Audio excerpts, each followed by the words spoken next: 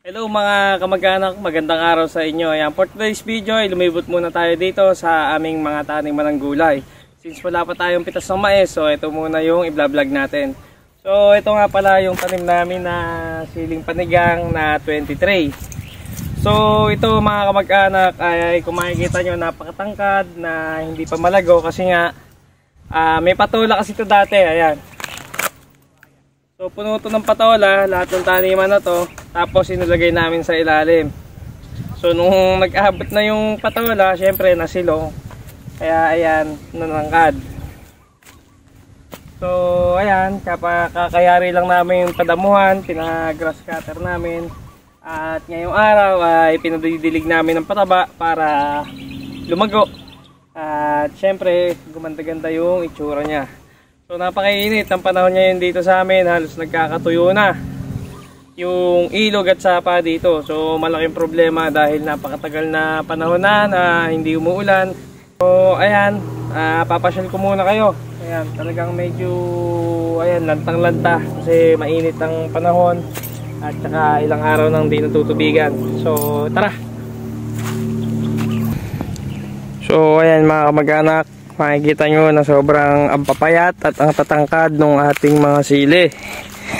Yan. So kapipitas lang nito nung nakaraan at halos naka 5 bundle siya. At ang kilo nito ngayon ay 45 pesos yung kuha sa amin, no? So ayan, may mga ilang pambungang natira.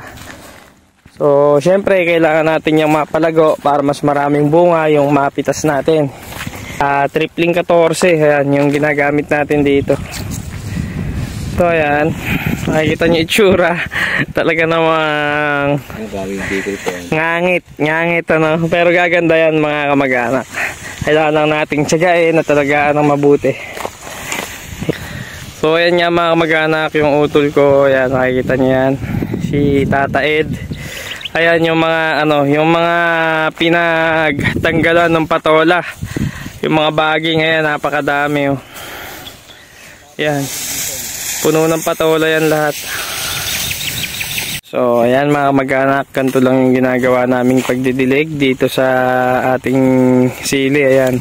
Isang lata ng sardinas kada isang puno. Kung makikita nyo, ayan, medyo malapit din siya dyan sa puno. Kasi medyo matabang lang naman yung timpla nung pataba. Kapag matapang yung pataba mga kamag-anak, pag matapang yung timpla nyo ng kataba, syempre kailangan medyo malayo dun sa pinakapuno nung ating halaman na lalagyan. O ayan. Kaya lang mga kamag-anak, ganyan yung itsura ng ating sili, ay nakalanta yung mga dahon niya, no? Kasi nga sobrang init. Tsaka ayun nga, hindi siya, dahil nga nasilong siya ng matagal na panahon, kaya ganyan. So since nawala na yung mga anong patola na yan, ay malaki na yung magiging pagbabago niyan sa mga susunod na linggo o buwan. I-update ko kayo mga kamag-anak once na napaganda na uli natin itong sili. Maraming salamat, paalam!